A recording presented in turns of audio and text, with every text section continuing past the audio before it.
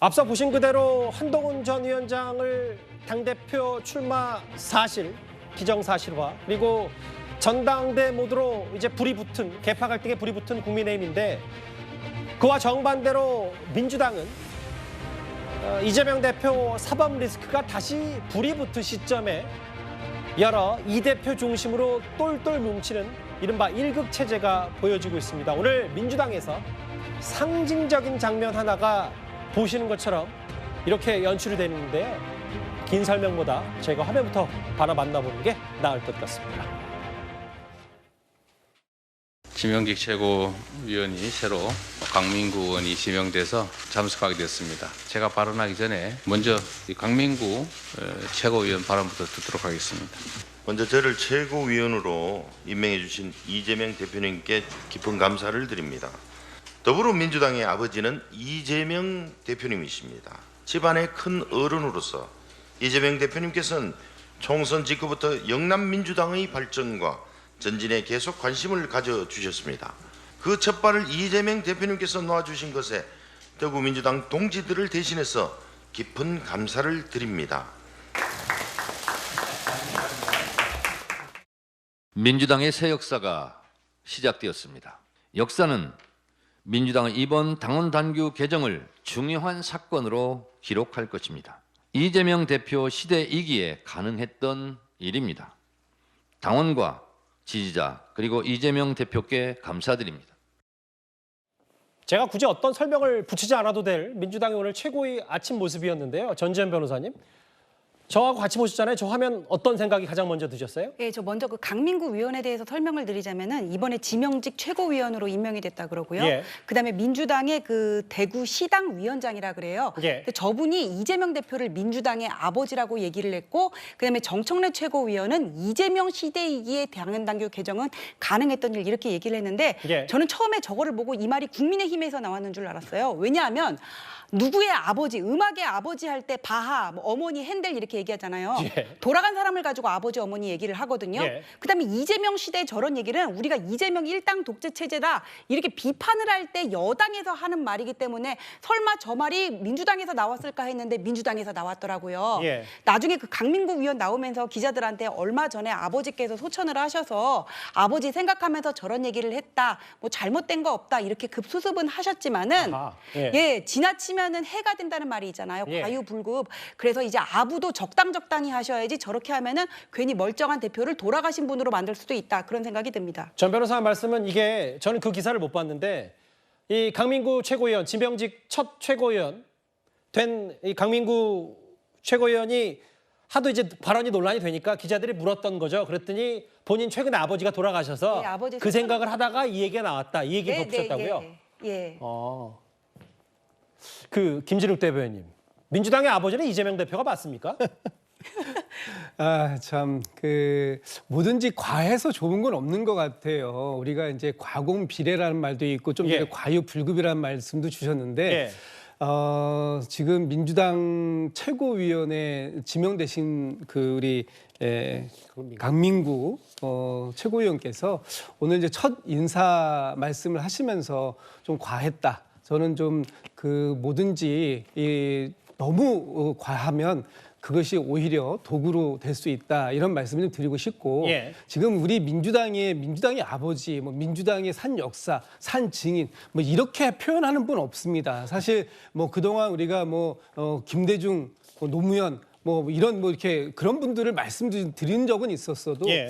이렇게 우리 지금 현재의 당 대표를 민주당의 아버지다 이렇게까지 호칭 했던 부분들은 없었던 것 같고요. 예. 이건 좀 물론 이제 처음 최고위원이 되시고 또 앞으로 최고위원 또 특히 대구라는 험지에서 우리 민주당으로 보면은 굉장히 험지거든요. 예. 거기에서 오랫동안 고생하고 또 최고위원에 지명이 되셨기 때문에 그 기쁨을 마음을 좀 과하게 넘치게 표현한 것이 아닌가라는 생각도 들지만 예. 사실 이런 부분들을 들어서 과연 그 민주당을 지지하거나 또는 민주당을 지지하지 않더라도 많은 중도에 계신 분들이 이건 좀 너무한 거 아니냐 이런 그 비판의 목소리는 뭐 충분히 나올 수 있는 대목이었다라는 측면에서 보면 저 오늘 저 말씀은 좀 과했다 이런 생각이 듭니다. 그게 아까 전 변호사 말씀처럼 뭐 김일우 대변인도 적절치 못했다고 하셨는데 뭐 축구의 아버지, 음악의 아버지까지는 많이 들어봤는데 민주당의 아버지는 이재명 대표다.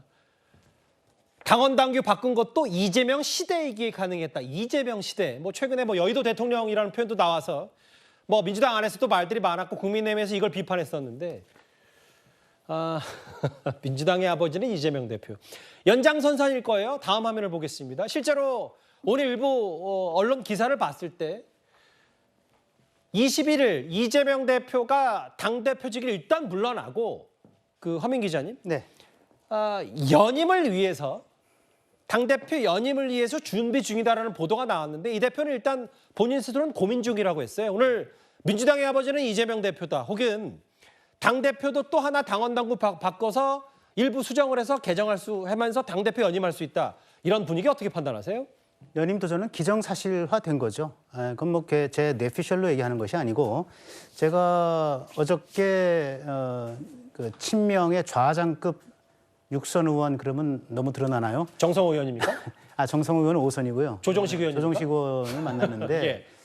연임으로 하는 거는 맞겠지 그랬더니 100%죠라고 얘기를 하더라고요. 예. 그래서 뭐 그런 거는 이미 그리고 그 자리에 마침 이렇게 또 실명을 얘기해도 되는지 모르겠는데 우원식 국회의장까지 오셔서 제가 우원식 의장한테도 물어봤어요. 연임 가는 건 맞죠? 그러니까 아이 맞죠라고 얘기를 하는데 그럼 다 알고 있는 상식 같은 얘기예요. 저는 국회의장도 연임에 대해서 뭐 네. 그렇게 된다고 했다. 그렇게 예. 된다고 저한테 분명히 제가 들었고 이미 저는 재작년에 그 3월 3월 대선에서 이재명 대표가 패한 뒤에 예. 3개월 만에 치러진 보궐선거에서 이제 인천 계양을 보선에 출마해서 배지를 달고 그리고 또 2달 만에 8월달에 전당대회 나와서 당권을 거머쥔 때부터 저는 이미 연임에 도전할 것이다라는 얘기를 이런저런 자리에서 해왔습니다. 전 예정된 길, 예정된 수순이라고 생각을 하고요. 왜 그러냐? 이재명 대표만큼 절박한 사람이 없습니다. 지금 절박한 정치인으로 치면은 이재명이 최고죠. 예. 네. 일단 사법 방탄을 해야 되고 그걸 통해서 또 대권의 길을 닦아야 되기 때문에 이것 때문에 절박하기 때문에 저는 재선 연임의 길을 갈 것이다. 이렇게 확신합니다. 지금 뭐 민주당의 아버지라는 표현도 오늘 아침 최고에서 등장을 했고 이번 일부 보도를 보니까 한동훈 전 위원장 당대표 출마를 감안해서 일정을 앞당겼다는 뭐 동아일보 보도도 있는데 21일 당대표직에서 일단 물러나고 당대표 두 번째 하기 위해서 이런 수순을 밟을 거 아니냐. 근데 이제 이것과 관련해서 오늘 속보가 하나 나온 모양입니다. 제가 지금 사인을 받았는데 예. 아까 저희가 뭐 이번 주 일요일 돌아오는 일요일쯤에 한 전 위원장이 출마 선언 관련 얘기를 할 것 같다고 했는데 시간까지 오후 2시네요. 일요일 2시. 장소는 어딘가요? 바로 나왔습니다. 뭐 일단 100% 확정은 아닌데 한동훈 전 위원장 출마 기자회견 장소로 여의도 국회 소통관이 검토되는 것 같습니다. 그러니까 시간은 2시, 장소는 국회 소통관, 국회에서 2시에 내가 왜 국민의힘 당대표가 되려 하는지에 대한 출마 선언이 예정돼 있고 앞서 여기 보신 그대로 이재명 대표 또한 물론 뭐 이거 친명계 핵심 관계자니까 좀 저희가 감안해서 들어야 되는데 한 전 위원장이 출사표 던지는 시점과 감안해서 일정도 앞당겼다는 얘기도 있고요. 국회 소통관을 검토한다. 전지현 변호사님. 앞선 주제에서 안 계셨기 때문에 한 전 위원장 일요일에 진짜 출사표 던지고 이제 본격적으로 나왔고 메시지 관리 특히 이제 국회 소통관도 검토한다. 여러 가지 의미가 좀 있을 것 같아요. 국회 소통관은 원래 이렇게 당 출마를 선언하거나 할 때 보통 많이 이용하는 곳이 소통관이에요. 거기 가면은 기자들이 다 있기 때문에 예. 많은 기자들의 관심을 받을 수 있고 뭔가 국회라는 장소가 주는 또 어떤 메시지도 있는 것 같거든요. 한동훈 위원장 같은 경우에는 이제 다음 주에 후보자 등록이 시작되기 때문에 늦어도 이번 주 금요일까지는 출마 선언을 하지 않겠냐는 관측이 있었는데 이게 주말로 미뤄진 것 같고 예. 한동훈 위원장이 최근 보였던 그런 어떤 행보 메시지를 통해 가지고는 이미 출마는 기정사실화된 상황이다. 이제 뭐 그렇게 보여지는데요. 근데 당내에서는 지금 나경원 의원 출마라든지 그런 것과 관련해 가지고 여러 복잡한 사정이 있는 것 같은데 예. 제가 볼 때는 이번 전당대회는 한동훈 대 뭐 어떤 나경원 또는 어떤 다른 의원들의 그게 아니라 한동훈 위원장과 그다음에 그 용산 대통령실과의 어떤 싸움으로 지금 보이는 것 같은 양상이 되는 것 같아서 그 점은 좀 안타깝게 느껴집니다. 그렇게 아까 뭐 호준석 대변인도 그 말씀을 하셨고 뭐 안타까운 건 안타까운데 또 현실은 현실로 보여주는 게 있어서 출마 선언 유력하다고 했는데 이제 그러면 저희 이 화면에서 이 물음표 가려도 되겠네요. 23일 돌아오는 일요일 그러니까 후보 등록 시작이 24일인데 바로 전날 2시에 출마 선언하고 뭐 후보 등록이야 그 돌아오는 월화 중에 하겠죠. 한 전 위원장. 국회 손통관을 유력하게 한 전 위원장 검토한다고 했는데 뭐 한 전 위원장이 본격적으로 이제 이렇게 출사표를 던지고 뛰어들었다. 캠프까지 꾸렸으니까 아마 나경원 의원도 조만간 공식적으로 내가 당대표에 언제 출마하겠다. 출사표를 던지겠다는 얘기도 아마 동시에 나올 듯해요. 속보로 만나봤습니다. 다시 민주당 안으로 들어올 거예요. 민주당의 아버지는 이재명 대표다라는 말을 오늘 아침에 나왔고 최근에 이재명 대표가 언론을 애완견이라고 말한 것에 대해서 유감 표명을 했습니다. 사실 그 전에 이 대표가 유감 표명을 하기 전에 이재명 대표 주변에 있는 민주당 의원들은 아니 뭐 애완견이 뭐가 대수냐라고 하면서 이재명 대표를 감싸는 모양도 좀 있었는데요.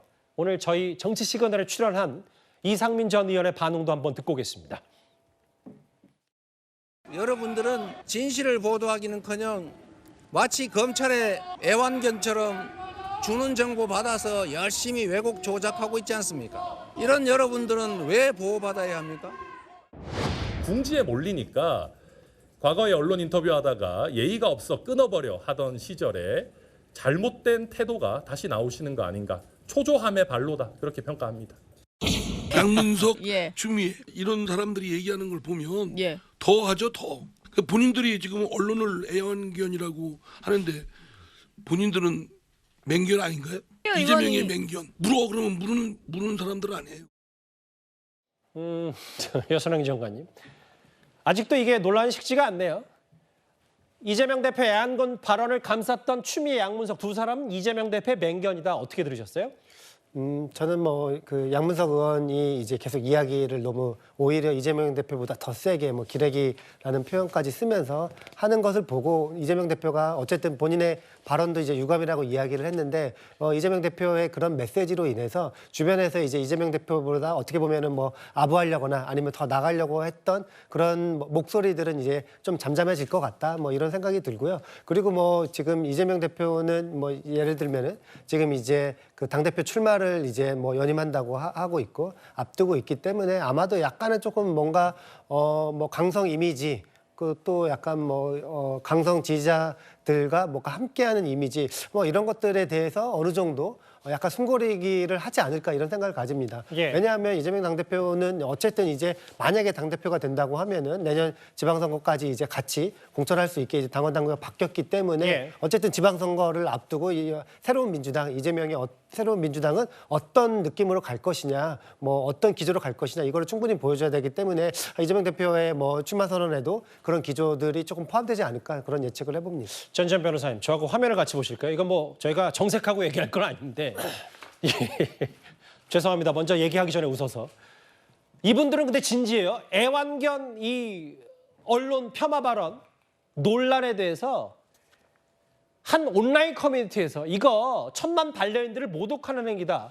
이재명 대표를 겨냥한 듯한 글을 써서 회자가 됐거든요. 예, 그러니까 기자들한테 애완견을 갖다 붙인 게 지금 기분 나쁜 게 아니라 저 멍멍이 갤러리에서는 왜 애완견이라는 말을 아무데나 갖다 붙이냐 그런 것 같거든요. 사실 애완견은 주인을 되게 기쁘게 해주는 거잖아요. 이재명 대표는 언론에 화난 게 나를 기쁘게 안 해준다고 화난 거거든요.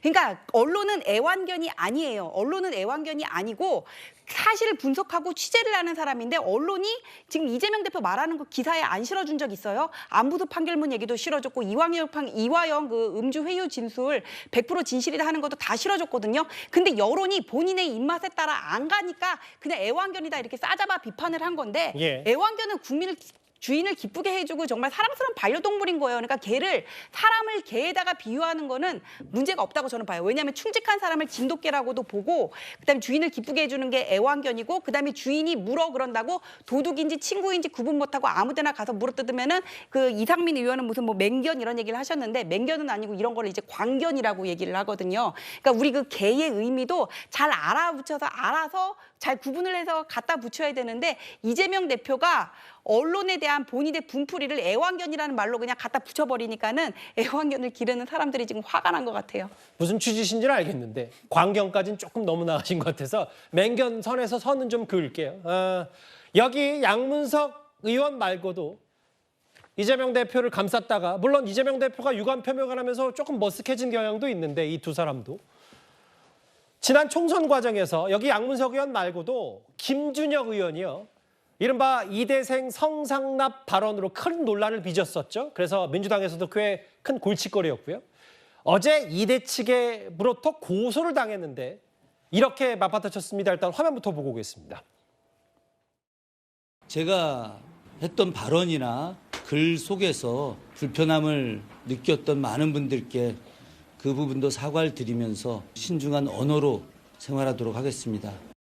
역사학자로서 명확한 근거를 가지고 한 발언이 허위사실로 오보가 나오면서 제가 마치 여성 혐오나 성적으로 문제가 있는 사람처럼 매도되었습니다. 의도적 목적을 지니고 고소를 진행한 이화여대 동문들이야말로 역사적 사실을 왜곡하고 저의 의정 활동을 방해하는 행동을 즉각 중지하십시오. 글쎄요. 당선 소감 때는 그 불편함을 느꼈던 많은 분들에게 사과를 드린다고 했는데 그 허민 기자님, 네. 그 김주혁 의원이 그 맞받아친 부분은 불순한 의도로 본인을 고소했다. 이대 측이 뭐 이렇게 생각하는 모양이에요. 아니 불순한 의도가 과연 이대 측에 있는 겁니까? 아니면은 그 발언을 처음 했던 김준혁 의원에게 있는 겁니까? 저는 그 발언하고 나서 논란이 되고 나서 이대 측 그리고 동창회 측 등등에 대해서 계속 사과 발언을 몇 차례 했었는데 이 사과의 진위가 의심스럽습니다. 진정으로 사과를 한 것인지. 사실은 지난 4월 총선 이전에 이 논란이 일어나면서 저는 이 4월 총선에 나온 모든 후보를 통틀어서 254개 지역구에는 모든 후보를 통틀어서 가장 충격적인 사건이 바로 김준혁 후보의 미군정 시기 이대생 그 성삼 발언이었어요. 그뿐만이 아니었습니까? 뭐 퇴계 이황 선생은 뭐 성의 지존이었다부터 시작해서 뭐 여러 가지 정말 입에 담을 수 없는 말들 했는데 그거를 본인은 뭐 궁중 애로 전문가다라는 식으로 해서 뭐라 그럴까 좀 변명 아닌 변명을 했는데 어쨌든 이것이 문제가 되고 나니까 이대 측에도 사과를 했고 그리고 또 동문회 측에도 사과를 했고 이렇게 했는데 그런데 또 다시 이번에 이대 측에서 그리고 동문회 측에서 고소를 한다고 하니까 이번에는 이제 본색을 드러낸 것 같습니다. 왜 의정 활동을 방해하느냐? 왜 불순한 의도를 갖고 나를 이렇게 공격하느냐? 저는 뭐랄까 입에 담을 수 없는 이 험담을 하고 이것을 통해서 역사성까지도 왜곡한 이런 사안에 대해서 적법 절차에 의해서 고소를 하는 것들에 대해서 이렇게 반응하는 것 자체가 굉장히 불순한 반응이다.